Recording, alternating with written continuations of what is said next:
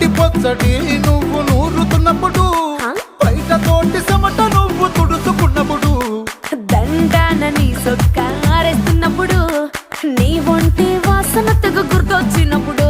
రెండు చేతులెత్తి జుట్టు ముడిసినప్పుడు, జండు కత్తుకొని పడుకున్నప్పుడు, అలసిపోయి నువ్వు ఆవలించినప్పుడు,